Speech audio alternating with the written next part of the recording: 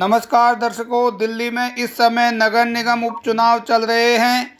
आगामी 28 फरवरी को दिल्ली की 5 सीटों पर उपचुनाव हो रहे हैं। सभी पार्टियां इस समय तमाम मुद्दे उठा रही हैं। आम जनता के तमाम मुद्दे एक दूसरों पर आरोप लगा रहे हैं।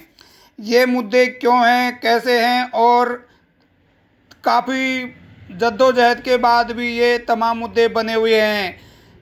चाहे एमसीडी का अवैध निर्माण हो, पानी का जल भराव हो, ये तमाम ऐसे मुद्दे हैं जिन पर एमसीडी और दिल्ली गवर्नमेंट जिम्मेदार हैं। कांग्रेस के प्रसिद्ध समाजसेवी नरेश पाल, जो कि किराड़ी विधानसभा के हैं, इनसे सलाम दिल्ली ने बातचीत की और बातचीत के दौरान इन्होंने अपनी बातें, तमाम मुद्दे खुलकर रखे। को लगता है कि भाजपा और आम आदमी से नाराज जनता, क्या आपको लगता है कि कांग्रेस को चुनेगी, जबकि कांग्रेस के तो विधायक भी नहीं और एमपी भी नहीं है दिल्ली में? दिल्ली के अंदर जो केजरीवाल जी ने वादे किए थे जी, आपको पता होगा कि सबसे ज्यादा झूठ बोलने का काम केजरीवाल ने किया जी। अच्छी बस की सुविधा होनी चाहिए, किराड़ी में तो बस दिखती नहीं है जी जी एक भी नहीं है। 5 रुपए किराया लगता है, वहां 15 लग रहा है जी। राशन कार्ड में गरीबों के नाम चढ़ने चाहिए जी कहीं राशन कार्ड बना ही नहीं है जी। पानी का बिल जो मेरे जैसा आदमी 30 रुपए गैलन खरीद के पी रहा है, जब यहाँ पानी का कनेक्शन होता हम घर में पीते हैं, क्या दुकान में नहीं पियेंगे? क्योंकि व्यावसायिक जगह है, आप दिखा सकते हो, गैलन रखी है वो पीछे जी, दिख गया। व्यावसायिक जगह है, आप व्यावसायिक कनेक्शन नहीं देने को राजी हैं जी। आप कनेक्शन, अगर व्यवसायिक कनेक्शन दें सस्ते में, आप जितना पानी ले रहे हैं, आप 1 पैसा 10 पैसा 1 रुपए जो भी लेना चाहते, मैं तो कह रहा हूं चाहे वो बिजली हो चाहे पानी हो, अगर कमर्शियल घरेलू में फर्क करना है तो 50% से अधिक नहीं होना चाहिए। आप 1 रुपए अगर घरेलू रखते हैं तो आप 2 रुपए कमर्शियल कीजिए। बिजली एक ही तरीके से बनती है, एक ही तरीके से सप्लाई होती है।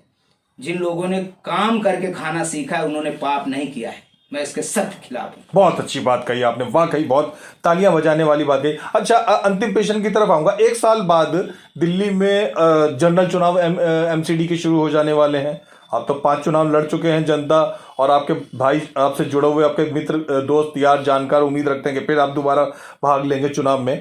कांग्रेस को अगले निगम चुनाव में किस तरीके के कैंडिडेट को चुनना चाहिए कि इस बार कम से कम कांग्रेस जीत सके एमसीडी में अगले साल में, तो उसको क्या कहना चाहेंगे आप?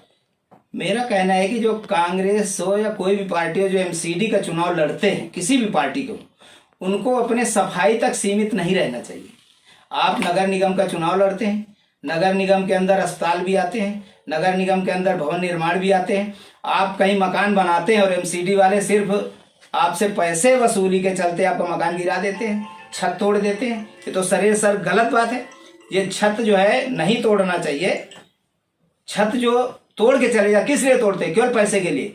या तो तय कर दें कि जो हमने मकान, आदेश होने के बाद कि मकान नहीं बनेगा, बना है सबको तोड़ेंगे, या जो आदमी उस क्षेत्र का जिम्मेवार है उसकी नौकरी से हटाएं।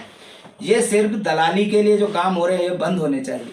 सरकार एमसीडी जो है, घरों के सामने पानी भरा होता है, तालाब जैसा गंदगी होती है, वहां का चालान नहीं होता। आपके घर में कूलर में मच्छर नहीं, मच्छर के अंडा चेक होता है और अंडा पाए जाने पर आपका चालान किया जाता है। इससे शर्मसार कोई बात नहीं हो सकती। एमसीडी हो या कोई विभाग हो, जहां दलाली के सिस्टम है, नगर निगम में जो जीत के जाते हैं उनको वहां खत्म कराने की जरूरत है। और सफाई में, जैसा कि लोग कहते हैं कि निगम पार्षद पैसे ले लेते हैं, सफाई कर्मचारियों से इनको तनख्वाह नहीं मिलती। जब तनख्वाह नहीं मिलती, वो आधा पैसा इनको देंगे, आधा खुद रखेंगे, झाड़ू क्यों लगाएंगे? होना ये चाहिए कि जितने लोग ड्यूटी पर हैं सब लोग ईमानदारी से काम करें। और मैं तो चाहता हूं कि नगर निगम के लोगों को भी तनख्वाह मिले। अगर विधायक 2,10,000 में गुजारा करता है तो इनको 50,000 दे दो। अगर इनको 25,000 देते हो तो विधायक साहब को 1 लाख दे दो। आप बहुत पुराने मेरे मित्र हैं और साथ जुड़े हुए हैं। मैंने वोटर पेंशन की बात सिर्फ इसलिए की थी कि इस देश में गरीबों के लिए योजनाएं बनती हैं, राशन, मिड डे मील, विधवा पेंशन, विकलांग पेंशन, निर्बल आवास, और गरीब इसका फायदा नहीं पाते हैं क्योंकि गरीबों के पास प्रमाण पत्र नहीं बनता। वो पेंशन मिलेगी कि नहीं मिलेगी, बच्चा का दाखिला होगा कि नहीं होगा, जाति प्रमाण पत्र गरीब बनाने के पास जाएगा तो तो साहब दलाली डॉक्यूमेंट की लेगा। फोटो स्टेट करवाने के पैसे नहीं होते हैं। मैं तो बहुत गरीबों मैं से- क्या कह रहा हूँ कि वहां पर चाहे कहीं भी आप चले जाएं, अगर जात प्रमाण पत्र बनाना है तो आपके 5,000 6,000 रुपए लगते हैं, और वजीफा मिलना है सिर्फ 1,000। तो लोग 6,000 लेते हैं कि मेरे बेटे का वजीफा आएगा। नहीं बेटा, जान खा जाएगा कि मम्मी तुमने हमारा प्रमाण पत्र नहीं बना, मेरे को वजीफा नहीं मिला। 1,000 पाने के लिए लोग 5,000 दे जाते हैं। मैंने सरकार से लोकसभा चुनाव लड़ा जब 2009 में, मैं विश्वनाथ प्रताप सिंह जी से प्रेरित हूँ, वो मेरे एक आइडियल रहे। बहुत बढ़िया। जब उन्होंने कहा कि ओबीसी 52% है और इसको आरक्षण मिलना चाहिए, 27% मिला लड़के, जी। और ये अंबेडकर के समय में ये ओबीसी फर्जी मूछे ऊंची कर रहा था, उसका जुर्माना भुगत रहा है। होना तो चाहिए था कि जब शेड्यूल कास्ट का 15% वो है, 15% मिल रहा है, तो ओबीसी को भी 52% मिलना चाहिए।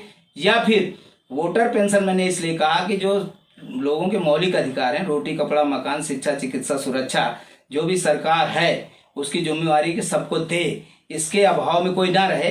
तो जब ये पैसा जो दिया गया, जीडीपी का आधा जो पैसा बनता है, मोदी जी ने कहा था कि मैंने 20 लाख करोड़ दिए हैं, इसका जब 100% करते हैं तो 200 लाख करोड़ होता है।